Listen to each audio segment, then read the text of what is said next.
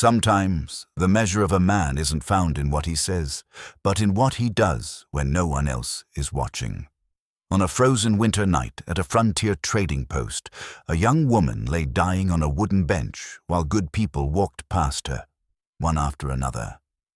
When mountain man Caleb Stone arrived and saw her there, barely breathing, he didn't ask questions. He wrapped her in his heavy coat and carried her through a blizzard to his cabin miles away. 3 days later, he returned with her alive and safe. What he told the settlement about who left her to die changed everything. The real question is, what does a man like Caleb do when he discovers the truth? Before we jump back in, tell us where you're tuning in from, and if this story touches you, make sure you're subscribed, because tomorrow I've saved something extra special for you. The settlement of Bent Creek wasn't much to speak of, even by frontier standards. Tucked into a valley where the Northern Territories met the edge of the Great Mountains, it consisted of perhaps 24 structures scattered along a frozen creek that wouldn't thaw until April. The trading post stood at the center of everything, a squat log building with a stone chimney that poured smoke into the winter sky from dawn until well past dark. Around it clustered a saloon, a livery, a blacksmith's forge, and the scattered cabins of folks who decided this lonely spot was as far as they needed to go. Winter of 1873 had come early and stayed late. By mid-December, snow lay 3 feet deep in the valley and twice that in the mountain passes. The folks of Bent Creek had settled into the rhythm of cold weather survival. Keep the fires burning, stretch the supplies, and wait for spring. Most didn't venture far from their doors unless necessity demanded it. The world had shrunk to the distance between home and hearth, and that suited most people just fine. Caleb Stone lived beyond that shrunken world. His cabin sat 12 miles up into the mountains, accessible only by a trail that disappeared entirely under winter snow. He'd built it there deliberately after the fever took his wife and daughter 5 years back. Mary and little Sarah had been his entire world, and when they'd slipped away within days of each other, something in Caleb had broken so completely that he couldn't bear to stay among people anymore. The mountains offered something the settlements never could: silence deep enough to drown out memory. He was 45 years old, though the mountains had weathered him in ways that added years to his face. Tall and lean, with shoulders broadened by years of splitting wood and hauling game, he moved with the deliberate economy of a man who'd learned to waste nothing, not even motion. His beard had gone mostly gray, his hands were scarred from 1,000 small battles with the wilderness, and his eyes held the particular shade of blue you only saw in deep ice. People said those eyes could look right through you, and they weren't entirely wrong. Caleb had learned to see what folks tried to hide, not from any special gift, but from simple attention. When you lived alone, you learned to read the world carefully. 4 times a year, Caleb made the journey down to Bent Creek for supplies. He timed these trips carefully. Late September before the first heavy snows, mid-December before the passes became impassable, early March when the thaw began, and late June when the high country finally opened up. Each trip followed the same pattern. He'd arrive at the trading post with pelts and a list, conduct his business with few words, perhaps share a drink at the saloon if pressed, and disappear back up the mountain before anyone could draw him into conversation that went deeper than weather and game conditions. Samuel Bridger ran the trading post, and he understood Caleb better than most. Bridger was a practical man in his 60s, gray-haired and thick around the middle, with sharp eyes that catalogued every transaction in a worn leather ledger he'd kept for 20 years. That ledger told the story of Bent Creek in numbers and notations: who owed what, who paid fair, who needed credit until spring. Bridger's wife had passed some years back, and though he'd never buried himself in the mountains like Caleb, he recognized the particular loneliness of a man who'd loved and lost. He gave Caleb his space, conducted business with quiet efficiency, and never asked questions that didn't pertain to the transaction at hand. Doc Holloway was another matter. The settlement's physician was a small, nervous man with thinning hair and hands that shook slightly when he wasn't working. He'd served as a field surgeon during the war, seen things that still woke him at night, and he drank more than he probably should to keep those memories quiet. But his hands steadied when someone needed him, and he'd saved more lives than he'd lost, which was about all you could ask of a frontier doctor. He'd treated Mary and Sarah in those final days, worked himself near to collapse trying to break the fever, and he'd wept openly when they died. He still couldn't look Caleb in the eye without guilt shadowing his features, though Caleb had never blamed him. Some things were beyond any man's power to fix. Sheriff Morton represented law in Bent Creek, though his authority extended only as far as folks were willing to respect it. He was a former cavalry officer, square-jawed and proper, who'd taken the position because retirement didn't suit him, and he needed purpose. He enforced what laws he could, mediated disputes, and generally tried to keep the peace in a place where peace was mostly a matter of people being too cold or too tired to cause trouble. He respected Caleb's solitude, but watched him with the careful attention of a man trained to assess potential threats. Not that he considered Caleb dangerous exactly, but a man who chose complete isolation was a man who'd left society's constraints behind, and that made him unpredictable. The trading post itself smelled of leather, tobacco, coffee, and the particular mustiness of goods stored through long winters. Shelves lined the walls, stocked with everything from ammunition to axe heads, salt pork to sugar, needles to nails. Pelts hung from the rafters, waiting to be bundled and shipped east come spring. A pot-bellied stove dominated the center of the room, radiating heat that never quite reached the corners.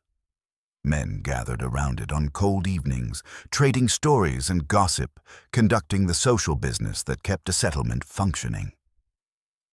Caleb had arrived at Bent Creek on the afternoon of December 18th, the sky already dimming toward the early winter sunset. He'd made good time down the mountain, the trail packed solid enough by his previous trips that his horse managed the descent without trouble.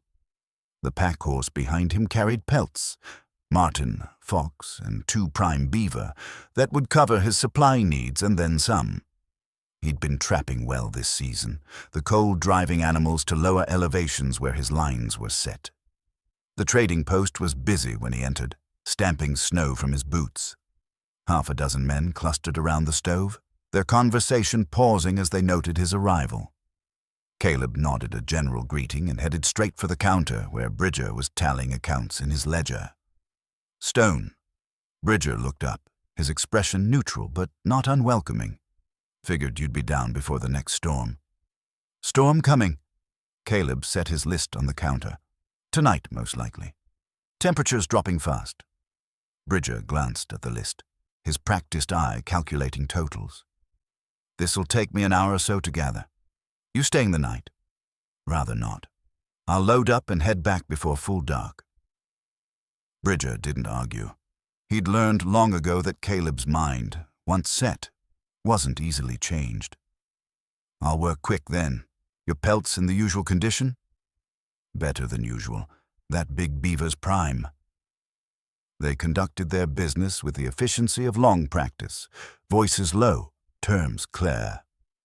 Around them, the post's atmosphere slowly returned to normal as the other men resumed their conversations. Caleb caught fragments, talk of livestock, complaints about the cold, speculation about when the passes would clear. Come spring, normal frontier concerns, the mundane worries of people building lives in hard country. He didn't notice, at first, the undercurrent of tension beneath those conversations.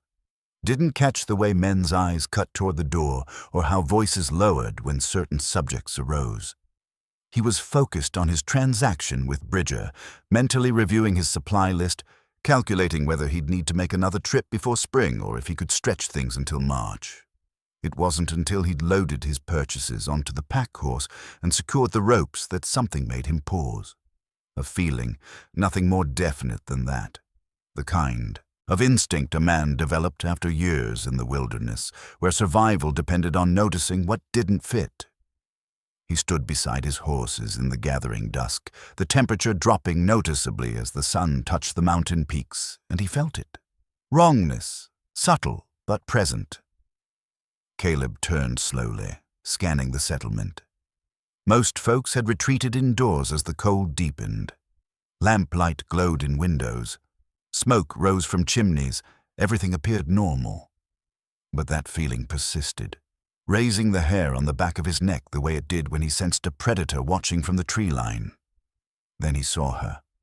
On the bench outside the trading post, partially obscured by the shadows and the snow that had begun to fall again, a figure sat motionless. At first, he thought it might be someone resting, taking a moment before heading home. But something about the stillness was wrong. People at rest shifted, adjusted, showed signs of life. This figure might have been carved from ice. Caleb walked closer, his boots crunching in the snow. As he approached, details emerged from the dimness. A woman, young, dressed in clothes that had once been fine but now hung on her frame, torn and filthy. Her head lolled forward, dark hair matted with ice. Snow had accumulated on her shoulders and lap, suggesting she'd been sitting there for some time, long enough that her body heat no longer melted what fell on her. He stopped 3 feet away, his breath visible in the cold air. Her lips were blue. Her hands, barely visible beneath thin sleeves, had gone the waxy white of severe frostbite. She wasn't moving at all. "Miss?" His voice was quiet, testing. No response. Caleb looked around.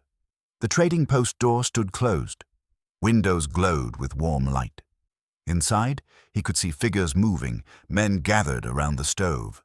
They were no more than 20 feet away, on the other side of a simple door. They knew she was out here. They had to know.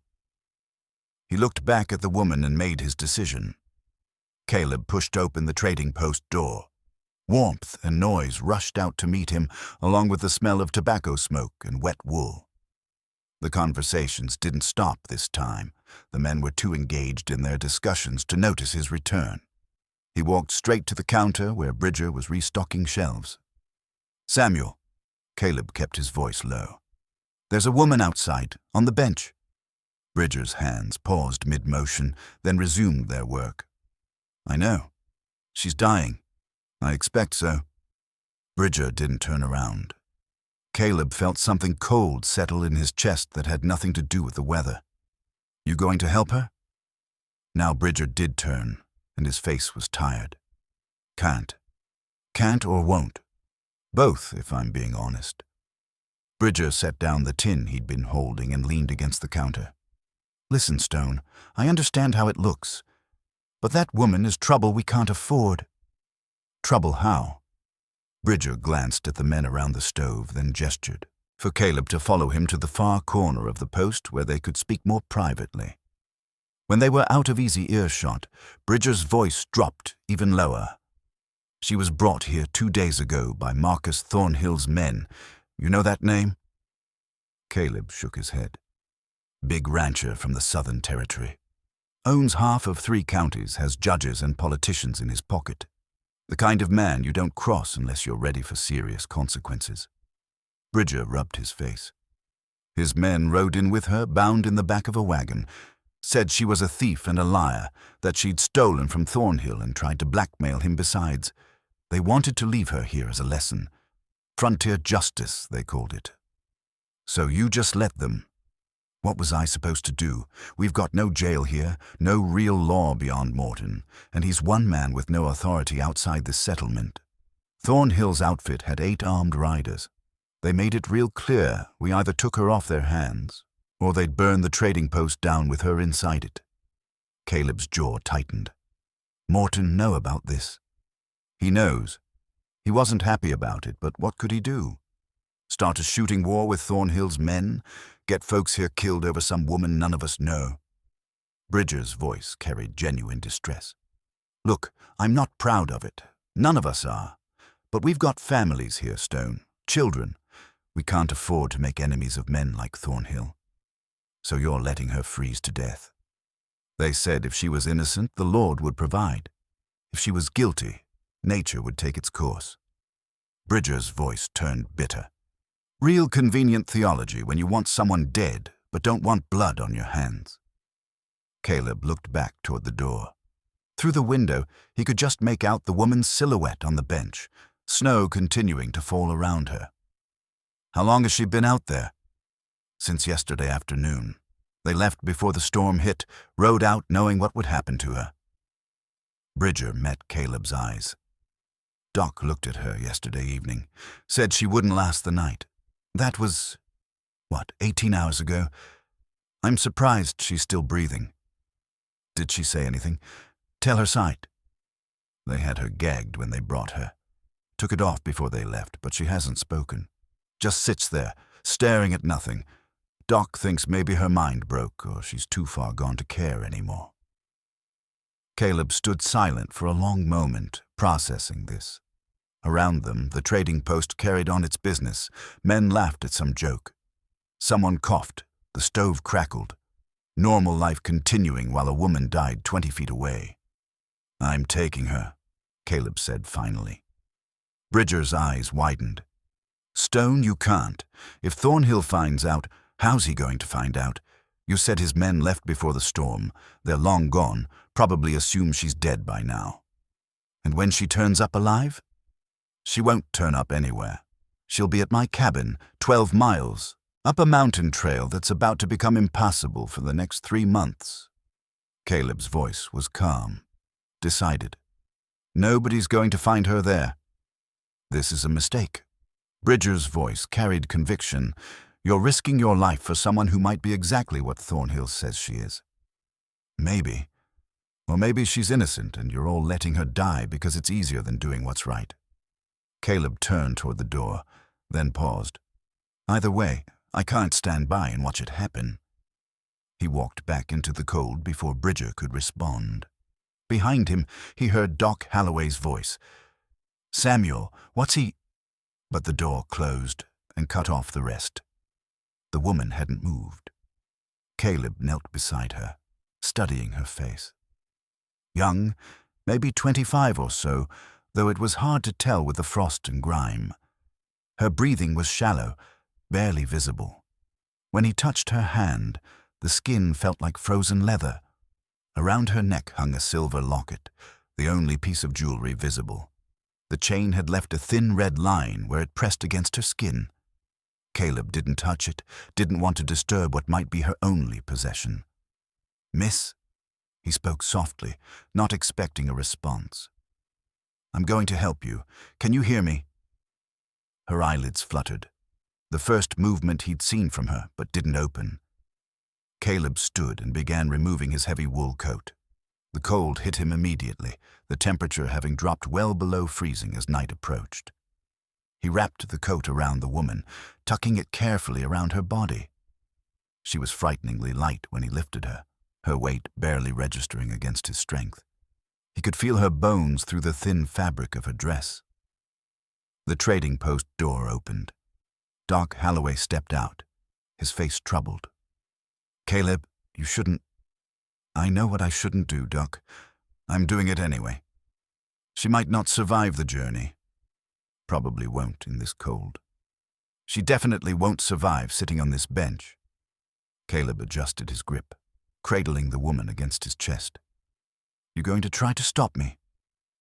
Doc looked at him for a long moment, then shook his head slowly. No, but I'm going to worry about you. Both of you. He reached into his coat pocket and pulled out a small bottle. Laudanum. If she wakes and she's in pain, a few drops in water. Not too much. Caleb took the bottle with his free hand. Thanks, Doc. Caleb. Doc's voice stopped him as he turned toward his horses. If she lives, if you get her through this, she's going to need more help than just warmth and food. Whatever happened to her, whatever she ran from, it broke something. I could see it in her eyes yesterday before they went empty. She's been hurt bad, in ways that won't show bruises.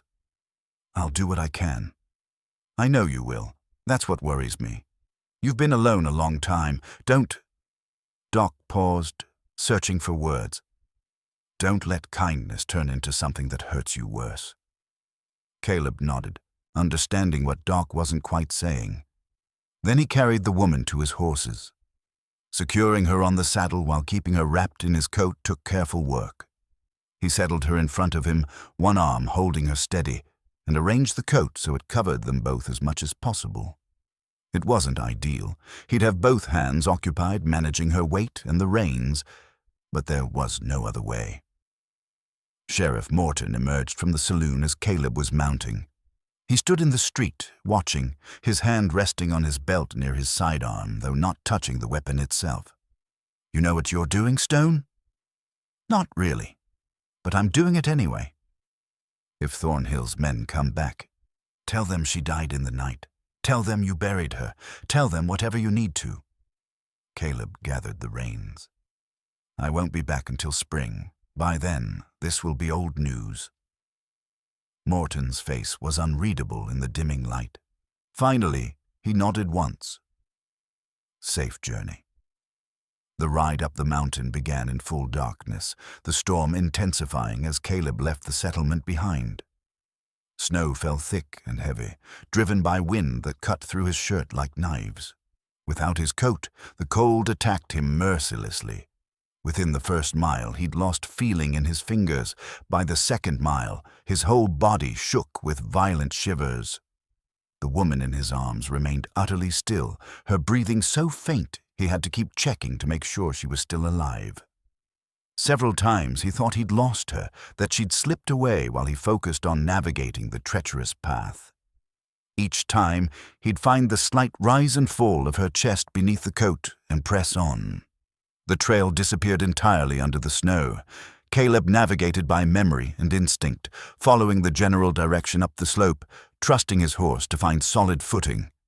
The pack horse followed behind, connected by a lead rope, its cargo of supplies potentially meaningless if they didn't survive the night. Time lost meaning. There was only the cold, the dark, the wind, and the desperate need to keep moving. Caleb's mind began to drift, memories surfacing unbidden. Mary's face bright with laughter, Sarah's small hand in his, the fever that had taken them, the helplessness he'd felt watching them slip away despite every prayer and desperate plea. He'd failed them, failed to protect them from something he couldn't fight. But this woman, this stranger, she was something he could fight for. The cold, the storm, the distance, these were enemies he understood, concrete and physical, survivable. He held her tighter and pushed on. When the cabin finally appeared through the snow, Caleb initially thought he was hallucinating. His body had gone beyond cold into a dangerous numbness. But then he recognized the shape of his porch, the dark outline of his door, and relief flooded through him with such intensity he nearly wept. Getting the woman inside took the last of his strength. He half fell through the door, stumbling to his knees while keeping her cradled against him. The cabin was dark and nearly as cold as outside, the fire having died hours ago. Using movements that felt distant and clumsy, Caleb laid the woman on his bed and began the desperate work of building a fire. His hands wouldn't cooperate. The matches kept slipping from his numb fingers. When he finally got one lit, he nearly dropped it before touching it to the kindling. But the fire caught, and he fed it carefully until flames filled the hearth. Only then did he turn his attention back to the woman. In the growing firelight, he could see her more clearly. Her skin had gone beyond pale to a grayish blue. Ice crystals had formed in her hair and on her eyelashes. She looked more dead than alive. Caleb had seen hypothermia before, during the war. He knew the danger of warming someone too quickly, knew that bringing frozen limbs back to life too fast could kill as surely as the cold itself. He worked methodically, removed her wet outer clothes, wrapped her in his warmest blankets, positioned her near but not too near the fire. Then he warmed water and began the slow process of thawing her hands and feet in lukewarm liquid, gradually increasing the temperature. The woman didn't respond, didn't flinch, even when sensation must have been returning with excruciating pain. Hours passed. Caleb fed the fire, changed the water, monitored her breathing. Outside, the storm raged with full fury, wind howling around the cabin like something alive and hungry. Inside, warmth gradually returned, and with it, the first signs of response from the woman. A twitch in her fingers, a slight turn of her head. Near dawn, her eyes opened. They were dark, glazed with confusion and pain. They focused on Caleb's face, widened with sudden terror, and she tried to pull away with a strength that surprised him. Easy. He held up his hands, showing they were empty. "You're safe. You're in my cabin. I'm not going to hurt you." She stared at him, chest heaving with rapid, shallow breaths. Her mouth opened, but no sound emerged. Then her eyes rolled back, and she collapsed again into unconsciousness. Caleb sat back, exhausted beyond measure. Through his window, he could see the first grey light of dawn fighting through the storm. They'd made it through the night, both of them.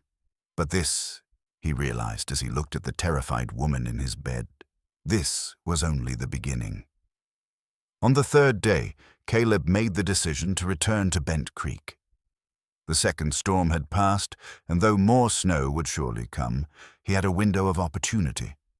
More importantly, he needed to know what story was being told in the settlement, what Thornhill's men had said, and whether anyone suspected Emma's survival. When he told Emma his plan that morning, fear flashed across her face so quickly he almost missed it. "Please don't tell them I'm alive." "I won't. I'll say you died on the trail, which is what I told them the first night. I just need to hear what they're saying, make sure no one is suspicious." "What if they are? Then I'll know to be more careful." He was packing supplies, food, extra bandages, the few medical items he thought he might need. "You'll be safe here. The cabin is well hidden, and no one comes up this way in winter. Keep the fire going, keep the door barred. I'll be back before dark." Emma struggled to her feet, using the bedpost for support. She was stronger now, able to stand for short periods, though her damaged feet made walking agonizing. "What if something happens to you? What if you don't come back?" "There's food stored in the root cellar, accessed through the trap door in the corner. Enough to last you through winter if needed. The rifle is loaded, hanging over the door. You know how to shoot?" "No." "Then don't touch it unless you absolutely have to. Point it at whatever scares you and pull the trigger. It kicks hard, so brace yourself." He pulled on his heavy coat, the same one he'd wrapped around her 3 nights ago. "But nothing's going to happen. It's a simple trip down and back." "You're afraid." She stated it as fact, not question. "I can see it in your eyes." Caleb met her gaze steadily. "I'd be a fool not to be a little concerned. But fear and caution aren't the same thing. I'm being cautious. And if they ask questions you can't answer, I'll answer them anyway. I've gotten good at conversation that goes nowhere." He moved toward the door, then paused. "Emma, is there anything specific I should know? Anything that might come up that I need to be prepared for?" She bit her lip, weighing something. Finally, "They might ask about a locket. Silver with an engraving. If they do, if they seem particularly interested, tell them it wasn't on me, that I must have lost it." "The one you're wearing?" Her hand went to her throat automatically, confirming what he'd suspected. She hadn't taken it off since he'd found her. "You saw it." "Hard to miss, but I didn't mention it to anyone, and I won't." He studied her face. "What's in it that matters so much?" "Proof of things that powerful men would rather stay buried." She looked down. "It's why they wanted me dead." "Emma." "I'll tell you everything when you get back, I promise. But please, if they ask, say you don't know anything about a locket." Caleb nodded slowly. "All right. I'll be back before dark. Keep safe." The journey down the mountain took most of the morning. The new snow had covered his previous tracks completely, and he had to navigate carefully, testing the trail ahead. His horse moved cautiously, sensing the danger of hidden ice beneath the powder. The pack horse, loaded light this trip, followed with the patient determination of an animal that had made this journey many times. Bent Creek appeared peaceful as he descended into the valley. Smoke rose from chimneys. People moved about their business. Everything looked normal. But as Caleb rode toward the trading post, he felt that same wrongness he'd sensed before, a tension in the air that didn't match the calm appearance. Several men stood outside the trading post, talking in a tight cluster. They stopped when they saw Caleb approach, their conversation cutting off abruptly. He recognized Sheriff Morton among them, along with Bridger and two men he didn't know. Strangers by their dress and bearing. Caleb dismounted, tied his horse, and nodded a greeting. "Morning." "Stone." Morton's voice was neutral, but his eyes carried a warning. "Didn't expect to see you back so soon." "Storm made me realize I'd forgotten a few items. Figured I'd better get them before the next one hits." Caleb kept his tone casual. "Everything all right here?" One of the strangers stepped forward. He was tall, broad-shouldered, with a face that had seen weather and violence in equal measure. His hand rested near his sidearm with the casual readiness of a man comfortable with its use. "You're the one who took the woman." It wasn't a question. Caleb kept his expression neutral. "I'm the one who found a dying woman on a bench and tried to help her." "Yes." "Where is she?" "Dead. Died about 2 hours up the trail. Cold got her before I could get her warm." The lie came easily, delivered with just enough regret to sound believable. "I buried her as best I could in the frozen ground. Wasn't much, but it was something." The stranger studied him with eyes that had seen too many liars to be easily fooled. "That's so? And you came all the way back down in this weather to tell us that?" "I came back for supplies. But yes, I figured someone should know what happened to her." "Convenient. Very convenient." The man took a step closer. "I'm Cole Brennan. I work for Marcus Thornhill. The woman you claim is dead stole something from him. Something valuable. We want it back." "If she had anything of value." "I didn't see it. Like I said, she was nearly dead when I found her. I wrapped her in my coat, put her on my horse, and tried to get her somewhere warm. Didn't go through her pockets or take inventory of her possessions. There was a locket, silver engraved. You see anything like that?" There it was. The question Emma had predicted. Caleb shook his head. "No locket that I saw, but I wasn't looking for one either. My concern was keeping her alive, not cataloging her jewelry." Brennan's eyes narrowed. "Where exactly did you bury her?" "About 2 miles up the trail, off to the east side near a stand of 3 white pines. Like I said, it wasn't much of a burial. Ground's frozen hard. We'll want to see it. Be my guest. Trail's there, what's left of it under the new snow. Bring a shovel if you want to dig her up, though I can't imagine why you'd want to."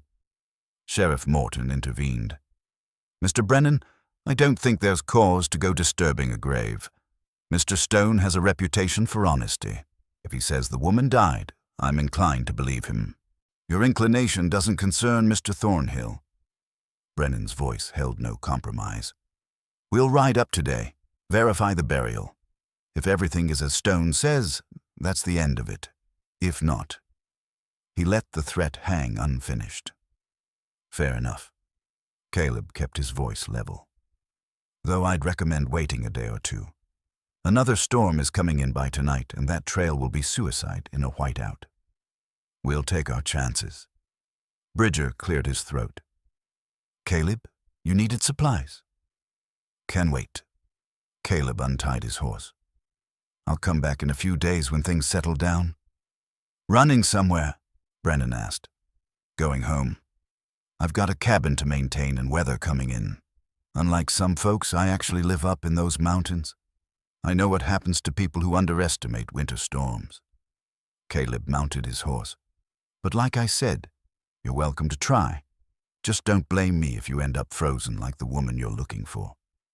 He rode out of Bent Creek at a measured pace, not hurried but not dawdling either. Behind him, he could feel Brennan's eyes tracking his movement. The man was suspicious, and rightfully so. Caleb had a few hours at most before Brennan and his men would attempt the trail. The ride back up the mountain took on new urgency. Caleb pushed his horses as hard as he dared, knowing that time was now his enemy. If Brennan made it to where Caleb claimed he'd buried Emma, he'd find nothing. The lie would be exposed, and Thornhill's men would know Emma was still alive. More critically, they'd know Caleb had lied to protect her. He reached the cabin as early afternoon shadows stretched long across the snow. Emma was at the window, relief flooding her face when she saw him. He dismounted quickly and hurried inside. "They're coming," he said without preamble. "Thornhill's men. They asked about a locket, just like you said. I told them you were dead, buried on the trail. They're going to check." Emma's face went pale. "When?" "They said today, but I warned them about the incoming storm. They might wait, might not. Either way, we don't have much time." "What do we do?" Caleb was already moving, pulling supplies from shelves, gathering items with practiced efficiency. "We give them what they're looking for." "The locket? I can't—" "Not the locket. A grave." He stopped, met her eyes. "We're going to bury something 2 miles down the trail near 3 white pines. Something that will satisfy them if they dig it up." "What?" "A body." He saw her horror and quickly clarified. "Not a real one. We'll bundle clothes, weight them with rocks, bury them deep enough to make it difficult, but not impossible to find. In this cold, with the ground frozen and snow covering everything, they won't be able to examine it closely. They'll see what they expect to see, a hastily buried corpse." "Will it work?" "It has to." Caleb was filling a canvas bag with items. Clothes he didn't need, rocks from the pile near his fireplace, rope too, bind it all together. "Help me gather anything that might pass for a body. We need to do this quickly, before the light failed." They worked together, Emma moving slowly but determined, creating a crude simulacrum of a human form. Caleb used his oldest clothes, items that were worn and stained enough to look like they'd been on someone dying in the cold. He wrapped the bundle tight, weighted it properly, made it as convincing as he could. "Will they believe it?" Emma asked as he finished. "They'll want to believe it. That's the key." He hoisted the bundle. Men like Brennan, they're looking for confirmation of what they already think. Give them that confirmation, and they'll stop looking deeper.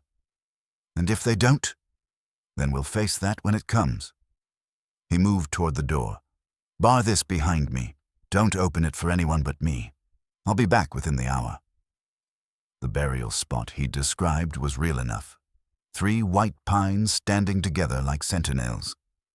Caleb had passed them countless times on his trips up and down the mountain. He reached them as the sun touched the horizon, painting the snow in shades of orange and pink. The ground was frozen as hard as iron. Digging took all his strength, his hands going numb even through thick gloves. But he managed to create a shallow depression, laid the bundle in it, and covered it with earth and snow.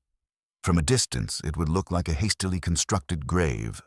Up close, if someone dug it up, it might pass for a frozen corpse long enough to satisfy cursory examination. It had to. Caleb rode back to his cabin through gathering darkness, the storm he'd predicted beginning to arrive. Snow started falling as he climbed the final stretch, and by the time he reached the cabin door, the wind had picked up to a howl. Emma unbarred the door and let him in. He was covered in snow, exhausted, but satisfied with his work. "It's done," he said. "Now we wait and see if they're foolish enough to try the trail in this weather." They didn't have to wait long.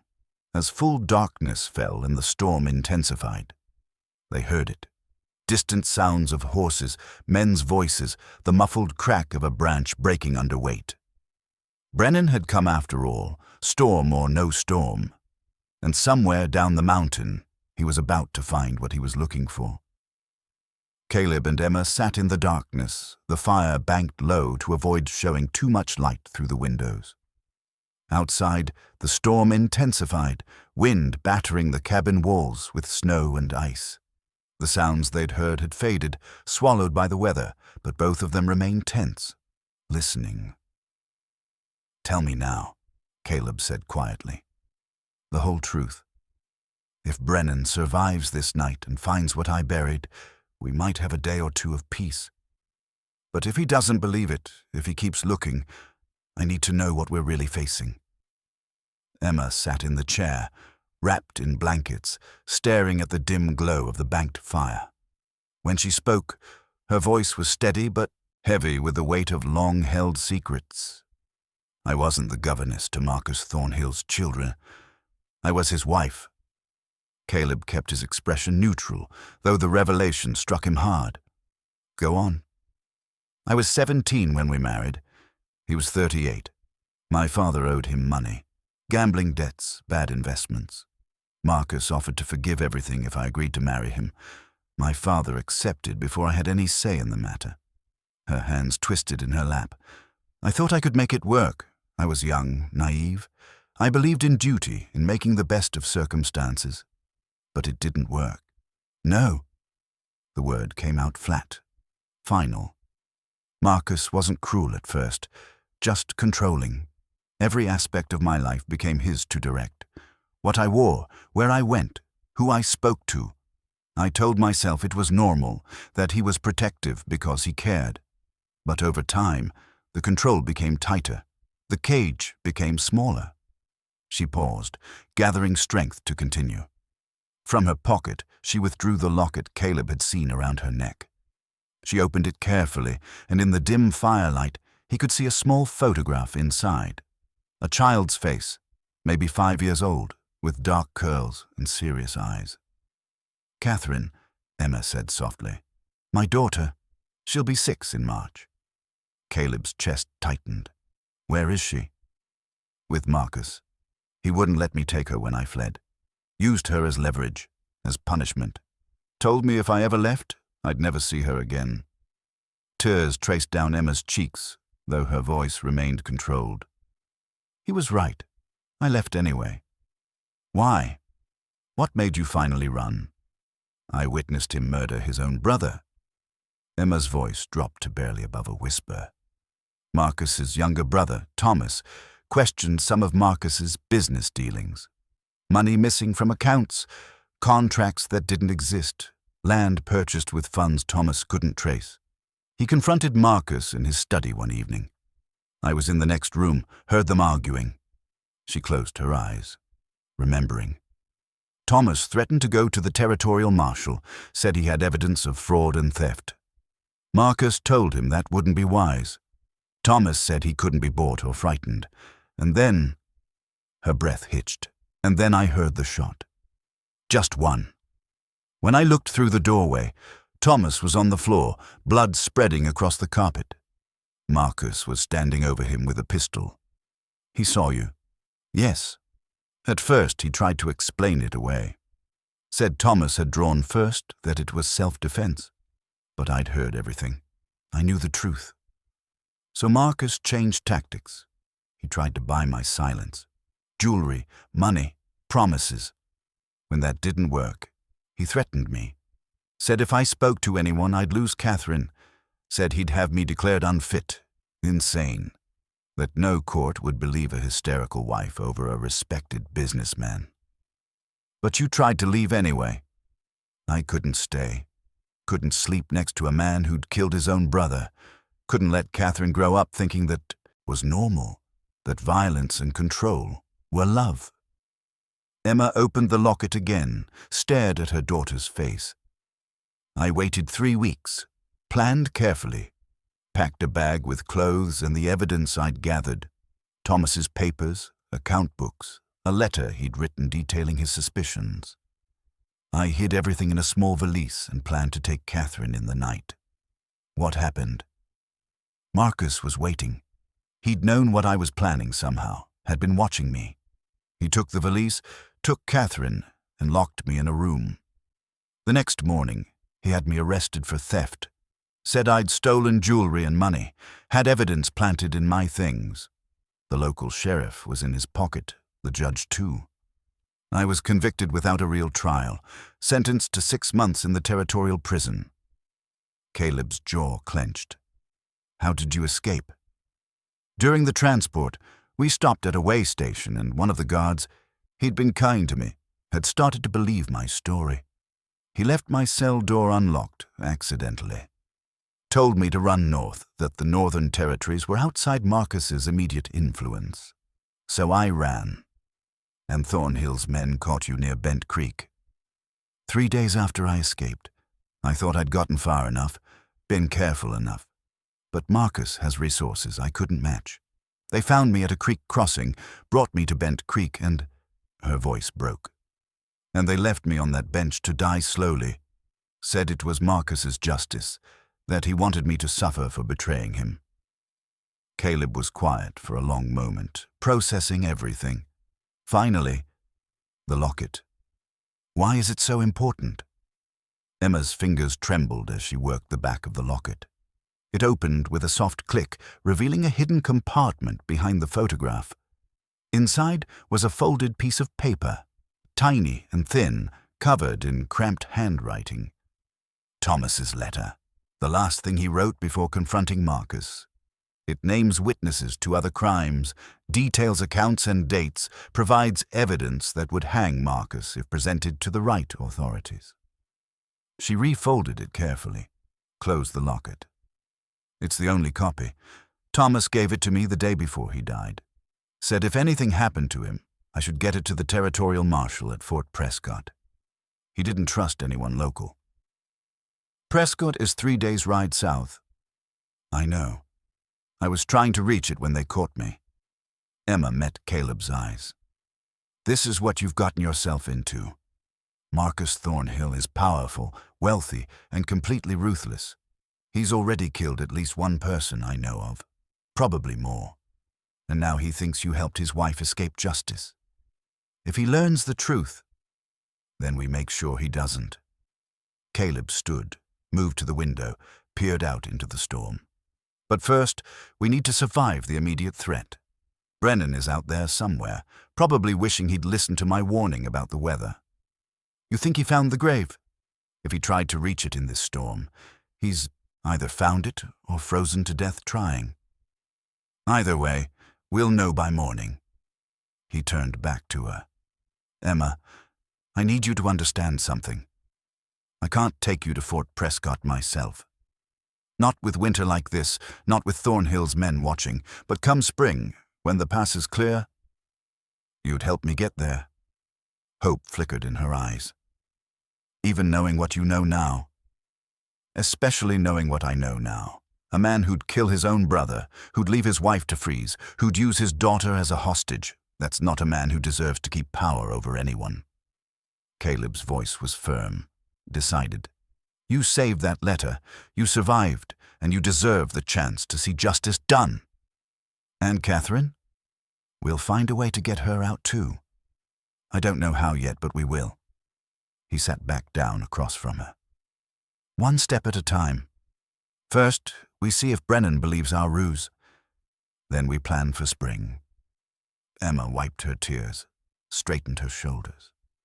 Thank you, Caleb, for everything, for believing me. I believe what I see, and what I see is a woman who fought for herself and her daughter with everything she had. That's worth believing in. They sat together through the long night, the storm raging outside, the fire burning low. Somewhere out in that darkness, Brennan and his men were either finding their evidence or meeting their end in the mountain snow. By morning, they'd know which. But for now, in this moment, Emma had told her truth and found it believed. In this small cabin, far from civilization and its corrupt powers, she'd found something she hadn't experienced in 3 years of marriage to Marcus Thornhill. She'd found safety, she'd found an ally, and she'd found someone who saw her not as property or a problem, but as a person worth fighting for. That more than the warmth of the fire or the shelter of the walls, gave her hope that tomorrow might bring something other than fear. Outside, the storm began to ease as dawn approached. Inside, two people who'd been strangers 4 days ago sat in companionable silence, bound now by shared secrets and shared determination. Whatever came next, they'd face it together. Morning came gray and still. The storm had passed during the night, leaving the world encased in fresh snow that sparkled in the weak sunlight. Caleb rose first, as always, and built up the fire. Emma woke to the smell of coffee, real coffee, one of the luxuries Caleb allowed himself, and the sound of him moving quietly around the cabin. "Any sign of them?" she asked, sitting up carefully. Nothing yet. Either they found the grave and left, or the storm caught them. He poured coffee into 2 cups. "We'll know soon enough." They waited through the morning, tension building with each passing hour. Caleb maintained his normal routine, tended the horses in the small stable attached to the cabin, checked his trap lines near the clearing, split firewood. But Emma noticed how his attention kept returning to the trail below, how his hand stayed near his rifle even when he was performing mundane tasks. Around noon, they heard horses approaching. Caleb moved to the window, Emma beside him despite her injured feet. Through the trees, they could see 2 riders picking their way up the trail. As they drew closer, Caleb recognized Sheriff Morton and Doc Halloway. No sign of Brennan or the other Thornhill men. "Stay out of sight," Caleb told Emma. "Let me handle this." She retreated to the corner behind the door as Caleb stepped outside, rifle held casually but ready. Morton and Doc Halloway stopped their horses at the edge of the clearing. "Stone," Morton called out. "Mind if we approach?" "Depends on why you're here." "To talk. Just talk. You have my word." Caleb considered, then nodded. The 2 men dismounted and walked forward slowly, hands visible and away from their weapons. "Where's Brennan?" Caleb asked. Morton's face was grim. "Dead. Him and both his men. They tried to make the trail yesterday evening despite your warning. Found their bodies this morning about 4 miles down.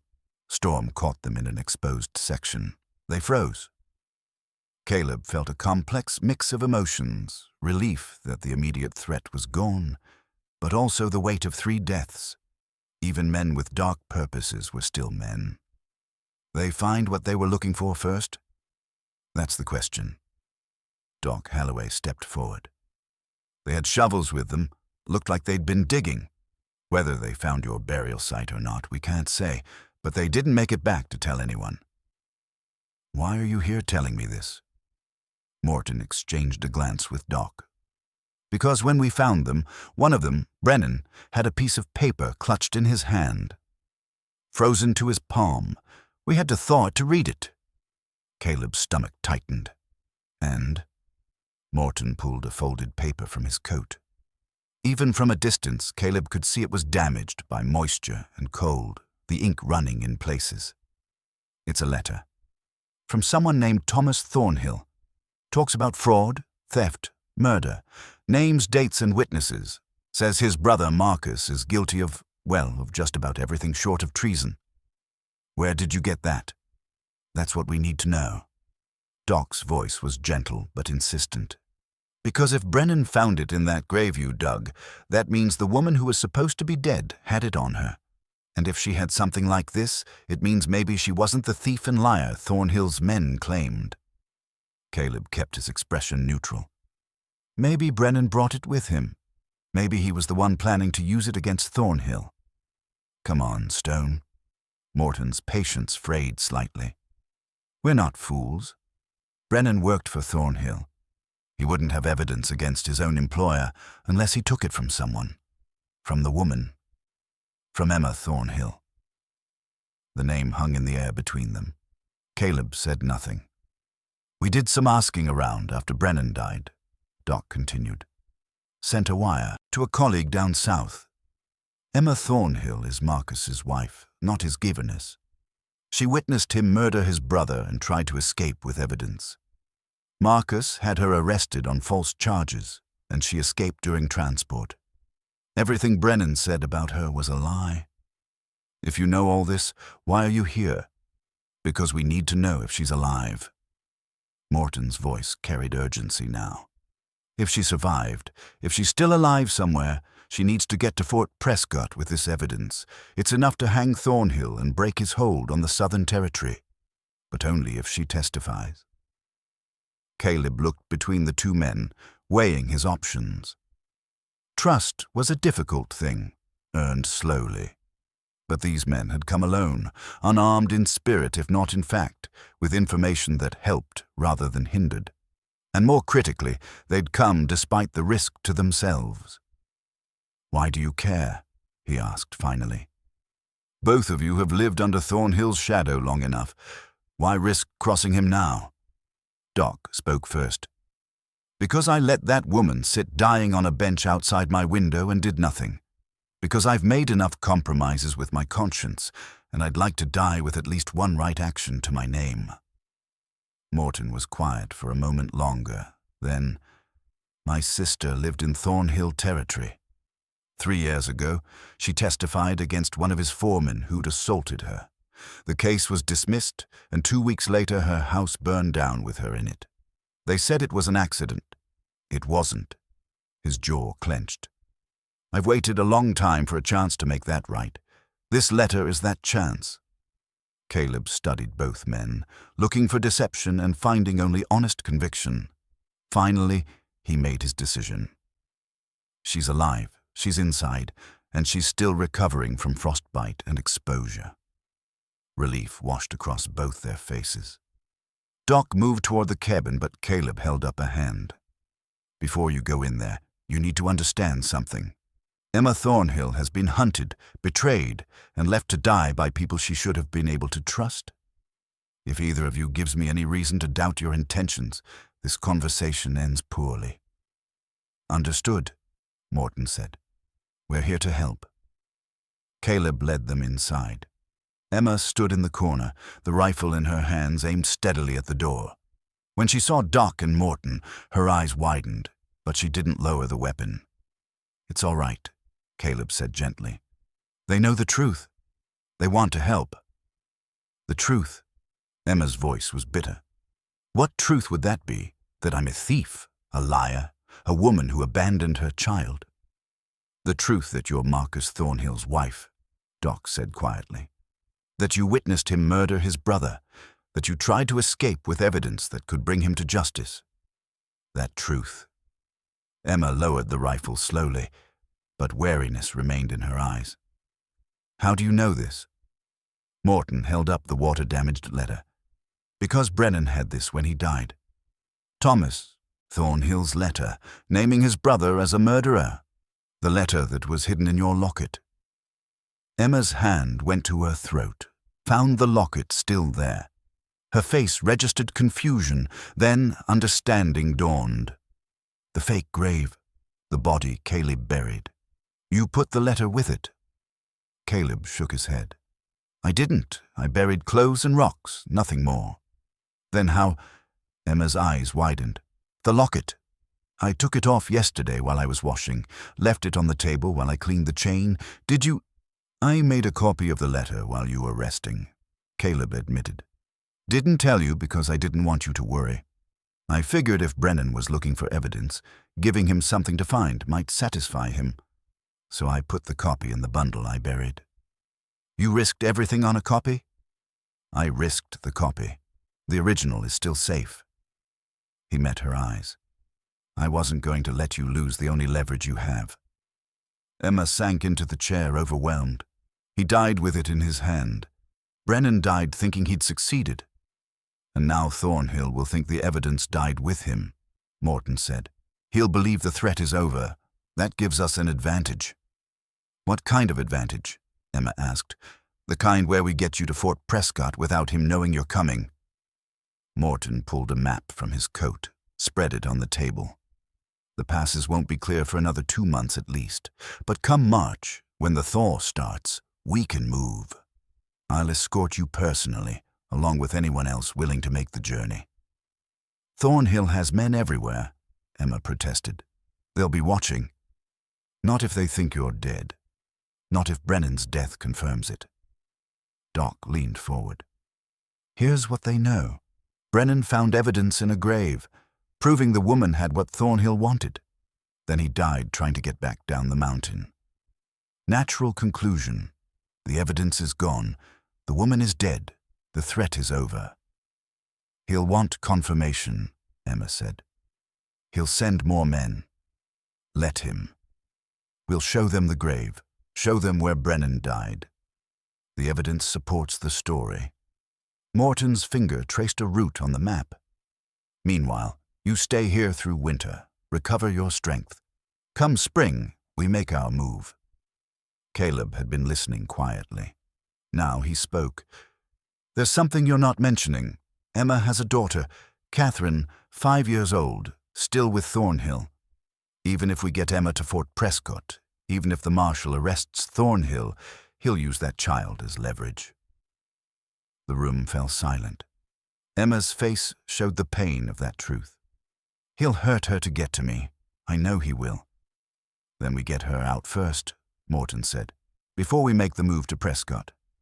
How? Emma's voice broke. She's in his house, surrounded by his men. How do we possibly?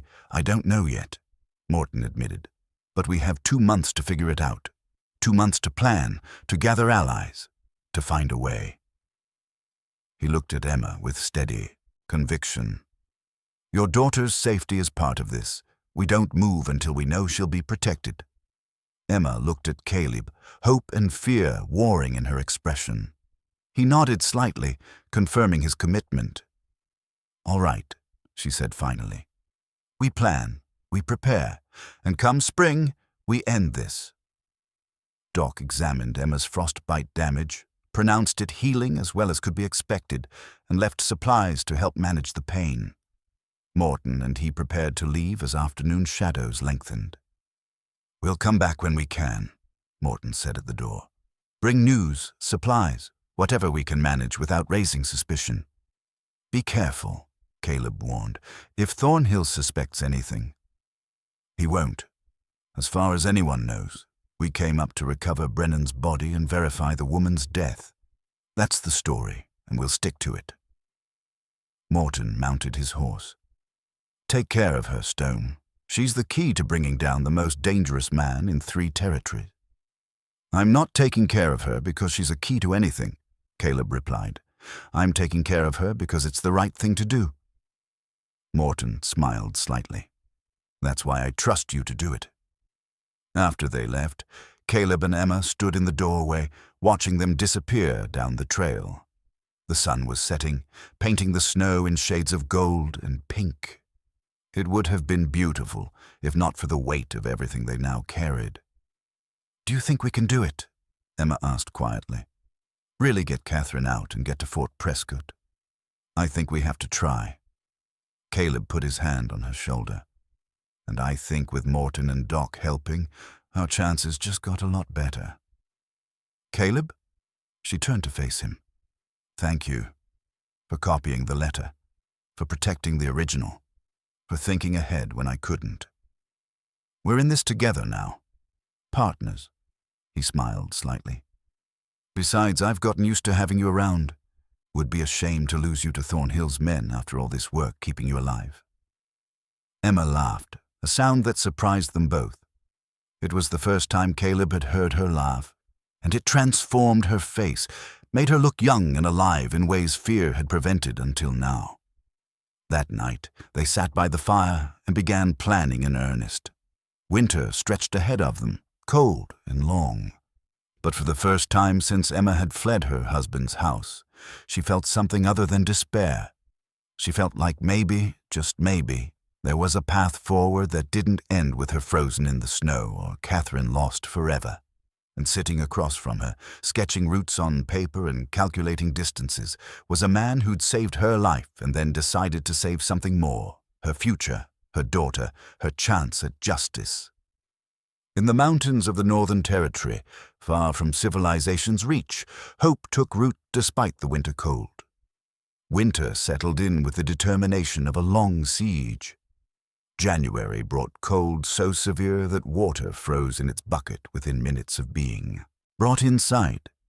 February added wind that howled through the mountain passes like the voices of the damned. But inside Caleb's cabin, life found its rhythm. Emma's body healed slowly. The frostbite took its toll as Caleb had predicted. She lost the tips of 2 fingers on her right hand and 3 toes on her left foot. Doc Halloway came when he could, trudging up the mountain on snowshoes to check her progress and change bandages. Each time, he brought news from below. Thornhill sent more men to verify Brennan's death, Doc reported on one visit in mid-January. They saw the grave, saw where Brennan and his men froze. They took Brennan's body back south. As far as anyone can tell, Thornhill believes you're dead. As far as anyone can tell, Emma repeated, the qualification not lost on her. It's the best we can hope for right now, Morton added. He'd accompanied Doc on this trip, bringing supplies and, more importantly, information. I've been making inquiries, careful ones. Thornhill's household in the Southern Territory. I've got a contact who works in the kitchen. She says Catherine is well, physically at least, but she's withdrawn, doesn't play with other children anymore. Just sits in her room or follows her father around like a shadow. Emma's hand trembled as she held her coffee cup. He's breaking her spirit. Or she's grieving her mother, Doc said gently. Either way, the longer she's there, the worse it gets. Then we need to move soon, Caleb said. How soon can the passes be traveled? Morton studied his map, worn now from frequent reference. Mid-March, if we're lucky. Early April, more likely. The southern route through Copper Canyon is the fastest, but it's also the most watched. Thornhill's men use it regularly. What about the northern route? Caleb pointed to a different path on the map, one that skirted higher into the mountains before descending toward Fort Prescott. More dangerous, takes twice as long. But you're right, less watched. Morton traced the route with his finger. If we could get Catherine out and meet you there, how do we get her out? Emma's voice carried the frustration of 2 months of planning without solving this central problem. Even if we had someone inside willing to help, Thornhill watches her constantly. Caleb had been quiet, thinking. Now he spoke. What if we didn't try to sneak her out? What if we took her openly? All eyes turned to him. Explain, Morton said. Thornhill thinks Emma is dead. He thinks the threat is over. That means his guard is down, relatively speaking. Caleb stood, began pacing as he thought it through. What if someone showed up with a legitimate reason to take Catherine somewhere? A reason Thornhill couldn't refuse without raising questions. Like what? Emma asked. A school. A finishing school for young ladies. Caleb looked at Doc. Do such things exist down south? Several. Wealthy families send their daughters to them. Doc's eyes widened as he caught on. You're thinking someone poses as a representative from a school, offering to take Catherine as a student. Exactly. A woman, well-dressed, with credentials that look legitimate. She arrives with letters of introduction, recommendations. Tells Thornhill that his daughter has been selected for a prestigious program, that it's an honor, reflects well on his family. He'd never allow it, Emma protested. He uses Catherine as leverage. He won't let her out of his sight. Unless his pride overcomes his caution, Morton said slowly. Thornhill cares deeply about his reputation, his standing in society. If a finishing school, a prestigious one, offered to take his daughter, refusing might raise questions about why he's keeping a young girl isolated. And if the offer came at the right time, Doc added, when he's feeling secure, believing all threats are gone, he might say yes just to maintain appearances. Emma shook her head. It's too risky. Too many things could go wrong. Every plan is risky, Caleb said quietly. But this one has a chance of working precisely because it doesn't look like a plan. It looks like opportunity. The conversation continued late into the night, refining the idea, identifying problems, proposing solutions. They would need convincing credentials, a believable story, someone to play the role. Most critically, they needed timing to approach Thornhill at a moment when saying yes served his interests. There's a spring social in late March, Morton remembered. All the wealthy families from 3 territories attend. Thornhill always goes, makes sure he's seen. If we approached him there, in public, with other families watching, he'd have to at least consider it, Doc finished. Refusing outright would look suspicious. Who plays the school representative? Emma asked. They all looked at each other, the answer obvious but unspoken until Doc finally said it. It has to be someone Thornhill has never seen before. Someone who can play a wealthy, educated woman convincingly. I know someone, Morton said slowly. My wife's sister, Margaret. She's a teacher in the Eastern Territories, visiting us for the winter. She's got the education, the bearing, and Thornhill has never met her. Would she do it? Caleb asked. For a chance to bring down the man who killed my sister, she'd do it in a heartbeat.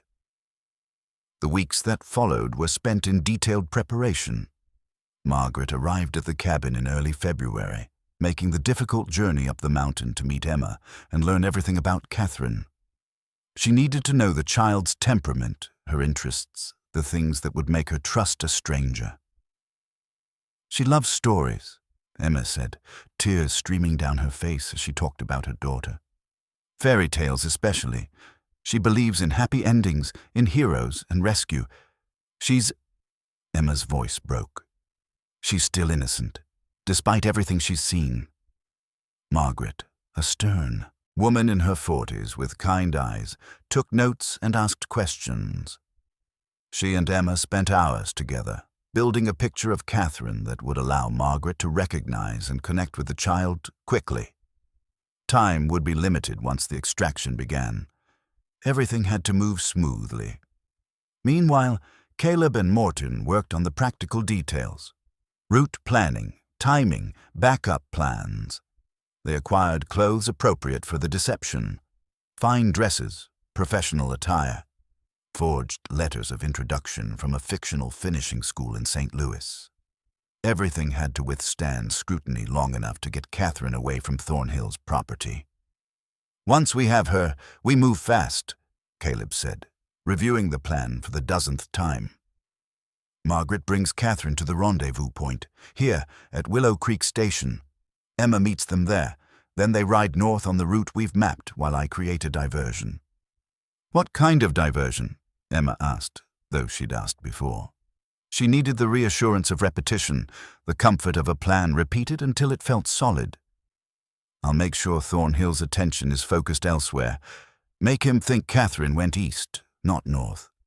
By the time he realizes the truth, you'll be days ahead of his men. And I'll be fine, Caleb assured her. I know these mountains better than anyone. I can lose pursuers in terrain that would kill them if they followed. As March arrived and the snow began to melt, the cabin became a headquarters for the conspiracy. Morton and Doc made increasingly frequent visits, bringing updates and supplies. Margaret drilled her cover story until she could recite it in her sleep. Emma, now recovered enough to walk without severe pain, began riding again, rebuilding strength she'd need for the hard journey ahead. Caleb watched her progress with a mixture of pride and something else he couldn't quite name. Over these months, Emma had transformed from the terrified, broken woman he'd found on the bench into someone with purpose and determination. She still woke with nightmares sometimes, still flinched at sudden noises, but she'd found her strength again, forged it from necessity and hope. More than that, something had developed between them. Nothing spoken, nothing acted upon, but it was there in the way they worked together, the ease of their silences, the way their eyes met across the room and held for moments longer than strictly necessary. Caleb had not felt this way since Mary died, had not thought he could feel this way again. It complicated everything and simplified it at the same time.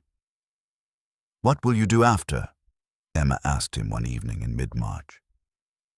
They were alone, the others having left earlier that day. "After we've gotten Catherine out, after I've testified at Fort Prescott, come back here, I suppose. This is my home. Even after all this, even after—" She gestured vaguely, encompassing everything that had happened. "Where else would I go? With us." She said it quietly but firmly. "Catherine and I, we'll need to start over somewhere far from Thornhill's reach. You could come with us." Caleb was silent, the offer hanging between them like something fragile and precious. "Emma, I know it's too soon, too complicated. I'm asking you to leave your home for people you've known only a few months, but—" She met his eyes. "But I can't imagine doing this without you, not just getting Catherine out, but after, building a life. You've become—" She searched for words. "You've become essential." He wanted to say yes, wanted to agree immediately, to promise he'd follow wherever she went. But years of solitude had taught him caution, had made him wary of attachments that could be torn away. "Let's get through this first, get Catherine safe, get justice done, then we'll talk about what comes after." It wasn't the answer she wanted, but she nodded understanding. "All right, after." The night before they were to begin, before Margaret would ride south to the spring social and set everything in motion, they all gathered at the cabin one last time. Morton, Doc, Margaret, Emma, and Caleb sat around the table, reviewing the plan one final time. Margaret approaches Thornhill at the social, presents the opportunity, Morton reviewed. If he agrees, she takes Catherine within 3 days, brings her to Willow Creek Station where Emma will be waiting. "I'll have horses ready for the ride north," Doc added. "Fresh mounts, supplies for 2 weeks. Caleb creates the diversion the same day Catherine leaves," Emma continued. "Makes Thornhill think we've gone east. Then we all disappear until the territorial marshal makes his arrest," Caleb finished. Questions. No one spoke. They'd been over it so many times that questions had been exhausted. Now there was only the doing, the commitment, the risk. "Then tomorrow we begin," Morton said. "God willing, in 2 weeks this will all be over." "God willing," Doc echoed. But as they said their goodbyes and made their final preparations, each of them knew that God's will was only part of the equation. The rest depended on timing, luck, and the desperate courage of people who decided that some things were worth any risk. Emma stood at the window after the others had gone, looking out at the stars above the mountain. Somewhere to the south, under those same stars, Catherine was sleeping. In 3 days, maybe less, Emma would see her daughter again, would hold her, protect her, finally make good on the promise she'd made when she'd fled, that she would come back, that she would save them both. Caleb stood beside her, his presence solid and reassuring. "It's going to work." "How do you know?" "Because it has to. Because we've prepared as well as we can, and because sometimes desperate plans are the only ones that succeed precisely because no one expects them." Emma took his hand, squeezed it gently. "Thank you. For everything. For saving my life. For believing me. For helping me save Catherine. Whatever happens, I want you to know—" "I know," he said quietly. "I know." And standing there in the darkness, looking out at the vast wilderness that had been his refuge and his prison, Caleb realized that somewhere along the way, he'd stopped hiding from life. Emma and Catherine had given him something he'd thought he'd lost forever. A reason to fight, a reason to hope, a reason to believe that tomorrow might bring something other than just another day of survival. Tomorrow they would begin, and whatever came after, they would face it together. The long winter was ending. Spring, with all its promise and peril, was finally here. Willow Creek Station was little more than a way station for travelers, a place to change horses and rest before continuing journeys. Emma waited there with Doc Holloway, pacing the small room they'd rented, watching the road with an intensity that made her eyes ache. "They'll be here," Doc said for the dozenth time. "Margaret knows the route, knows the timing." So much could go wrong. What if Thornhill changed his mind? What if Catherine refused to go? What if someone recognized Margaret? Then we'd have heard by now. No news is good news. Emma moved to the window again, scanning the empty road. 3 hours passed, the expected arrival time. The sun was past its zenith, afternoon shadows beginning to lengthen. Every minute that passed felt like an hour, every hour like a day. Then, finally, dust on the horizon. A carriage approaching at speed. Emma's heart seized. She ran outside, Doc following close behind. The carriage pulled up in a spray of dust and gravel, and Margaret emerged, her face flushed with exertion and triumph. "We're here. We made it." She turned back to the carriage. "Catherine, sweetheart, come out now. There's someone here who's been waiting a very long time to see you." The child appeared in the carriage doorway, small and uncertain. Her eyes swept the station, found Emma standing frozen in place, and widened with recognition and disbelief.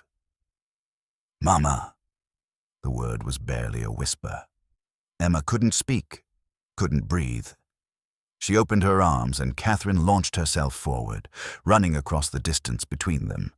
Emma caught her daughter and fell to her knees, holding her tight, rocking her, breathing in the scent of her hair and the solid reality of her presence. "You're alive," Catherine sobbed against her mother's shoulder. "Papa said you died. He said you left me because you didn't love me anymore." "No, baby, no, never. I've loved you every single moment. I've been fighting to get back to you." Emma pulled back just enough to see Catherine's face, to cup it in her hands. "Your father lied. I never stopped loving you, never stopped trying to find a way back. The lady, Miss Whitmore, she told me a story. About a princess and her mother. She said it was about us.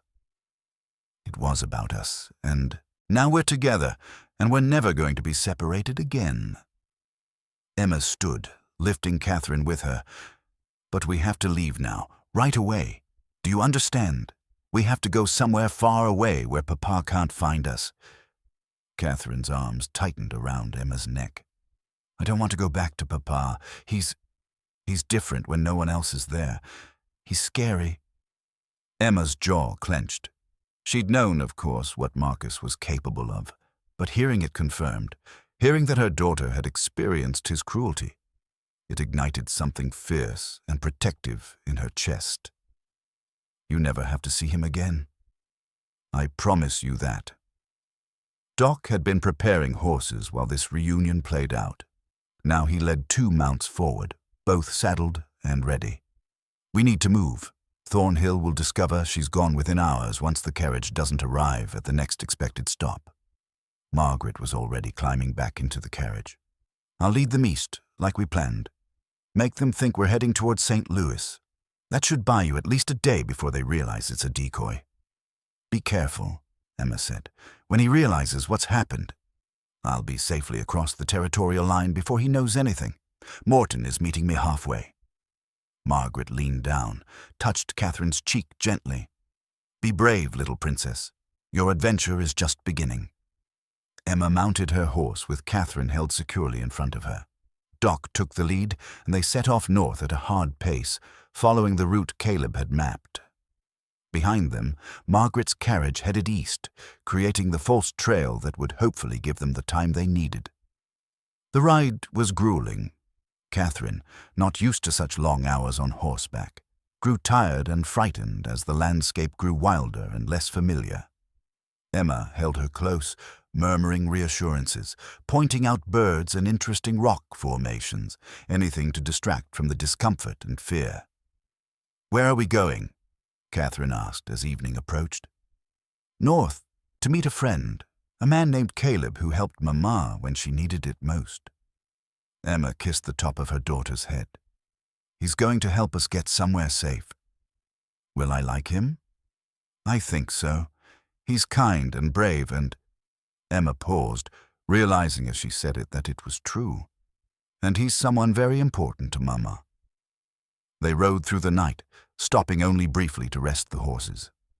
Catherine dozed against Emma's chest, her small body relaxed in sleep in a way that suggested she hadn't felt truly safe in a long time.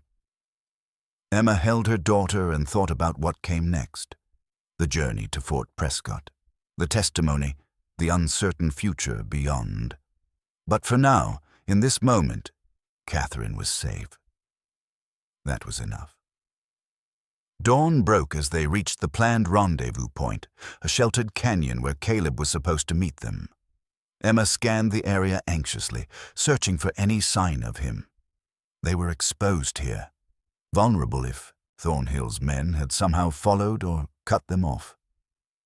Then she saw him, emerging from the trees on his gray horse. Relief flooded through her so intensely she felt dizzy with it. Caleb rode up to them, his eyes finding Emma's first, confirming she was whole and safe. Then his gaze dropped to Catherine, and something softened in his expression. "Hello, Catherine," he said gently. "I'm Caleb. Your mother has told me so much about you." Catherine studied him with the serious intensity only children can manage. "Are you the hero? Miss Whitmore said there would be a hero." Caleb glanced at Emma, who smiled despite her exhaustion. "I'm just someone who wants to help. But if that makes me a hero in your story, I'll do my best to deserve it. Mama says you're important to her. She's important to me too. You both are." He looked at Emma. "Did anyone follow?" "Not that we saw. Margaret went east with the carriage. Doc split off an hour back to create another false trail." "Good. Then we have maybe a day before Thornhill realizes what's happened. We need to move." He gestured north. "The trail to Fort Prescott is 3 days hard riding. Can you make it?" Emma looked down at Catherine, saw her daughter's exhaustion, and felt her own fatigue threatening to pull her down. But she also felt the strength of having her child back, the determination that came from knowing they were so close to ending this. "We'll make it," she said firmly. "Whatever it takes." Caleb nodded, respect clear in his eyes. "Then let's finish this." They rode north together, 3 souls bound by circumstance and choice, heading toward a justice that had been too long delayed. Behind them, somewhere in the Southern Territory, Marcus Thornhill was just beginning to realize that his carefully controlled world was about to collapse. The reckoning was coming. And this time, there would be no escape, no buying of silence, no leaving witnesses to die in the cold. This time, truth would win. Fort Prescott rose from the plains like a promise of civilization in the wilderness. Its log walls and stone buildings represented something Emma hadn't dared hope for in 3 years. Safety backed by authority that couldn't be bought or intimidated. The territorial marshal, Daniel Hartwick, was a former Union colonel with a reputation for incorruptibility. When Emma, Caleb, and Catherine arrived on the afternoon of March 28th, travel-worn and exhausted, he received them immediately in his office. Emma told her story with Catherine sitting beside her, holding her hand. She produced the locket, revealed Thomas Thornhill's letter, and provided every detail she could remember about the murder she'd witnessed. Caleb and Catherine corroborated what they'd seen and experienced. By the time Emma finished, Marshal Hartwick's face was grim with contained anger. "I've heard rumors about Marcus Thornhill for years," he said. "But rumors aren't evidence, and he's been very careful to keep himself protected. This," he held up the letter, "this is what I've needed." "Will it be enough?" Emma asked, fear evident in her voice. "He has friends, powerful people. Not in my jurisdiction, he doesn't. And murder is murder, regardless of how many judges you've bought in other territories." Hartwick stood, decisive. "I'll ride out tomorrow with a full company of soldiers. We'll arrest Thornhill and bring him here for trial. You'll need to testify, but I promise you'll be protected while you're under my authority." "What about Catherine?" Emma's arm tightened around her daughter. If he's brought here for trial, if he sees her, she'll be kept separate. He won't have access to her, won't be able to threaten or manipulate her. Hartwick's voice was firm. Mrs. Thornhill, you have my word. Your daughter's safety is my priority. 3 weeks later, Marcus Thornhill stood trial at Fort Prescott. The proceedings were swift and thorough. Emma testified for 2 full days, recounting not just the murder of Thomas Thornhill, but years of abuse, control, and manipulation. Other witnesses came forward, servants who'd been too afraid to speak before, business associates who'd suspected irregularities, even a judge from a neighboring territory who admitted under oath that Thornhill had attempted to bribe him. The evidence was overwhelming. The jury deliberated for less than 2 hours before returning a verdict. Guilty of murder in the first degree. Marcus Thornhill was hanged on April the 20th, 1874. Emma didn't attend the execution. She sat instead with Catherine in the small house Marshal Hartwick had provided them, holding her daughter and looking toward the future instead of the past. By May, when the mountain passes had fully cleared and spring had turned the landscape green, Emma and Catherine were ready to leave Fort Prescott. The question was, where would they go? Caleb had stayed through the trial, a steady presence at Emma's side. He'd provided testimony about finding her, about Thornhill's men and Brennan's death. But more than that, he'd been there in the quiet moments, offering strength when Emma's own faltered, making Catherine laugh when the weight of everything threatened to crush them. Now, as they prepared to depart, the unspoken question finally demanded an answer. They stood on the porch of the house, watching Catherine play in the yard with a wooden horse Caleb had carved for her. The child had blossomed in these weeks of safety, her laughter returning, her fear receding. She still had nightmares sometimes, still looked over her shoulder more than a child should, but she was healing. "I've been thinking," Emma said quietly, "about what you said that night, about going somewhere far from Thornhill's reach, starting over. And I want to go west, all the way west to the coast, somewhere no one knows us, where Catherine can grow up without the shadow of her father's name." She looked at Caleb. "But I don't want to go alone." Caleb was quiet for a long moment. "I've lived on that mountain for 5 years, built my whole life around being alone, not needing anyone. I told myself it was what I wanted. And now I know I was wrong. I wasn't living up there. I was just existing, marking time, waiting for nothing." He watched Catherine play, saw her run to show Emma something she'd found. "You and Catherine, you reminded me what it means to be alive, what it means to have something worth fighting for. Then come with us. Help us build something new." Emma took his hand. "Not as someone who saved us, but as family. If you want that." Caleb looked down at their joined hands, then up at Emma's face. He saw hope there, and uncertainty, and something else. Love, still tentative but real.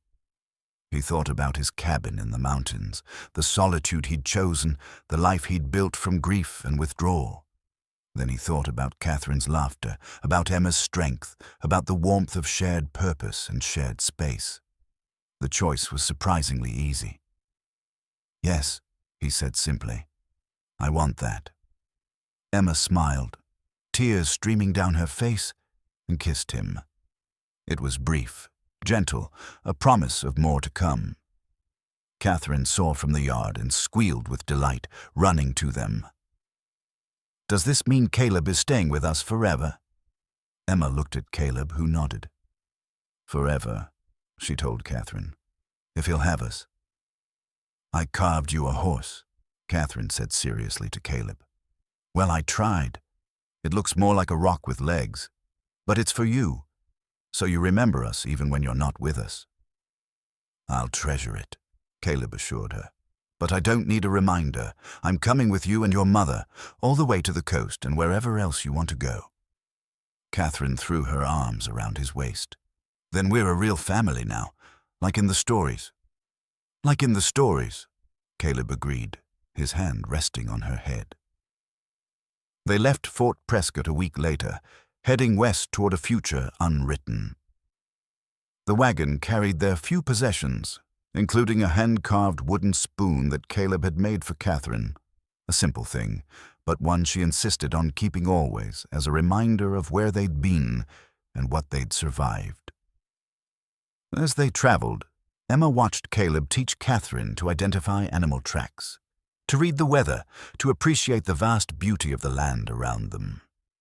She saw her daughter's eyes light up with curiosity and wonder, saw her learn to trust this quiet man who'd become essential to both their lives. And she thought about that frozen night at the trading post, when she'd been left to die and no one had helped. Until one man had decided that doing nothing was worse than any risk. That one choice, that moment of compassion in the darkness, had saved not just her life, but Catherine's future and Caleb's soul. Sometimes the measure of a man truly was found in what he did when no one else was watching, in the choice to give his warmth away and trust he'd find more within himself. They reached the coast in late summer, found a small town that needed a carpenter and a seamstress, and built a house overlooking the ocean. It wasn't large or fancy, but it was theirs, earned by courage and sacrifice and love. Catherine started school in the fall, bright and curious and no longer afraid. Emma opened a small shop, her sewing skills bringing in steady income. Caleb worked with his hands, building and repairing, and found satisfaction in creating rather than merely surviving. And in the evenings, the three of them would sit on their porch and watch the sun set over the water, Catherine between them, all of them finally home. Years later, when Catherine was grown and living her own life, she would tell her children about her mother's courage and Caleb's kindness. She would tell them about the winter night that changed everything, about the man who gave his coat to a stranger and saved more than just one life. And her children would learn that heroes weren't always warriors or princes from fairy tales.